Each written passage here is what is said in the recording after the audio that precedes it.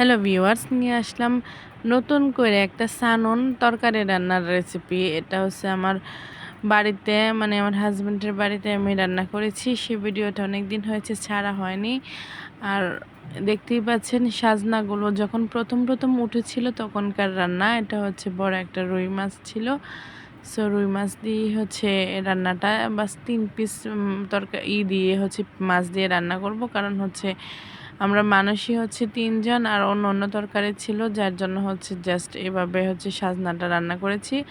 আর আমার হাজব্যান্ডের এলাকায় হচ্ছে ওনারা সাজনাগুলো অন্যভাবে ডালের সাথে করে খেয়ে থাকেন।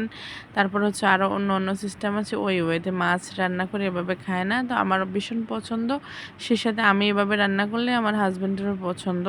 আসলে আমরা বিয়ের পর মনে হয় যে নিজের খুশির কোনো কিছুই আমরা প্রাধান্য দেই না, অন্যকে খুশি রাখার জন্য মানে এতটাই চেষ্টা হয়ে যায়, নিজের খুশিগুলো আনন্দগুলো একদম ভুলে যায়। কিন্তু হলেই এটাই বাস্তব, ছেলে কি পছন্দ করবে, বাচ্চাকে কিভাবে ভালো রাখা যাবে এবং হাজব্যান্ডকে কিভাবে ভালো রাখা যাবে, কিন্তু নিজেকে কিভাবে একটু ভালো রাখা যাবে সেই চেষ্টা কেউ করে না। সারাক্ষণ সংসার আর কাজ নিয়েই পড়ে থাকি। তো সব মশলাগুলো দেখতেই পেয়েছেন, ক্যামেরার মধ্যে দিয়েছি আমি। তো এই মশলাগুলো হচ্ছে দিয়ে তারপর হচ্ছে আমি এখানে সাজনা আর আলুটা হচ্ছে কষিয়ে নিচ্ছি সুন্দরভাবে।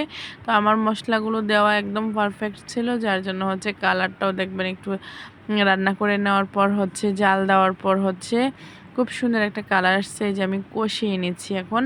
আর সাজনাগুলো হচ্ছে একদম নতুন অবস্থায় যখন ছিল তখনকার পাড়া আমার চাচি শাশুড়ির কাছ থেকে হচ্ছে আমরা এনেছি।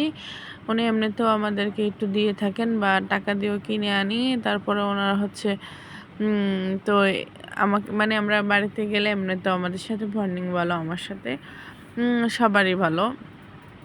তো এই যে এদিক দিয়ে হচ্ছে এই যে আমি একদম কষিয়ে নেওয়ার পর হচ্ছে দ্বিতীয়বার ঝোলের জন্য পানি দিয়ে তারপর হচ্ছে মাছগুলো অ্যাড করে নেব। তো এইভাবে রান্নাটা দেখে কারো উপকার আসলে এবং মাছের পিস ভাজাগুলো আমি দিয়ে দিচ্ছি, কারো উপকারে আসলে একটা টমেটো দিয়ে দিচ্ছি। আমার পেজের পাশে থাকবেন, আমার পাশে থাকবেন এবং লাইক কমেন্ট শেয়ার করবেন।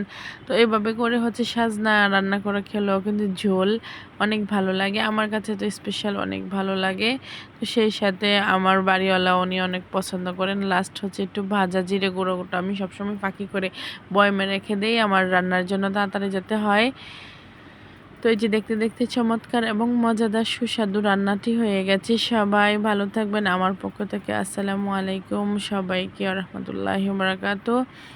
তো অনেক পরিশ্রম হয় একটা পেজ চালানো, খুব শখ করে একটা পেজ চালিয়েছিলাম, এখন কি কাজ চালিয়ে যাব না ছেড়ে দেব আসলেই বুঝতে পারছি না কি করব। এই যে মজাদার সুস্বাদু রান্নাটি হয়ে গেছে, রান্নাটি দেখে যদি কারো ভালো লাগে বললামই তো আর বারবার বলবো না।